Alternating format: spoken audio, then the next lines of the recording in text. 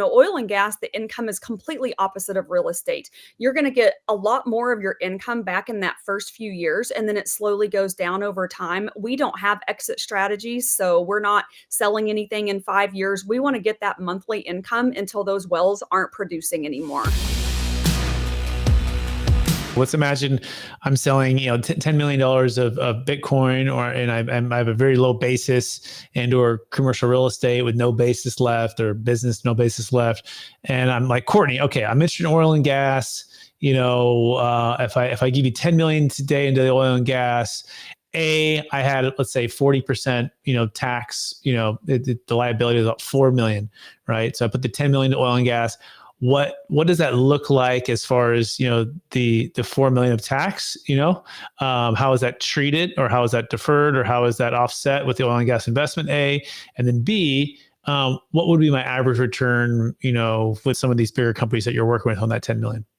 Yeah, sure. So obviously, if you're, offsetting W-2 income and capital gains, they look just a little bit differently. And I will just say that, I'm not a tax attorney, I'm not a CPA, so you need to refer to the legal people for this. But generally, let's see, and I'm going to take a smaller example. So let's say you have $500,000 a year in income, which means we're going to call it the 37% tax bracket, which is about $185,000 liability.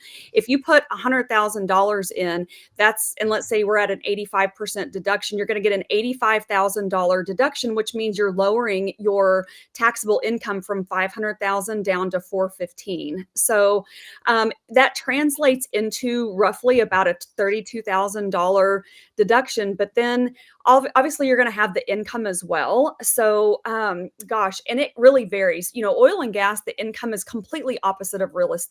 You're going to get a lot more of your income back in that first few years, and then it slowly goes down over time. We don't have exit strategies, so we're not selling anything in 5 years. We want to get that monthly income until those wells aren't producing anymore. And so like generally we expect to get about 100% of our return back in that first year, with a 200% in that 2 years, and roughly 80% of the overall return, which is usually a 3 to 4x in that, 4 years or so. So really high at first, and then it just tailors down. And like I said, we will keep those wells running until they're not profitable, and then we'll cap them off and be done.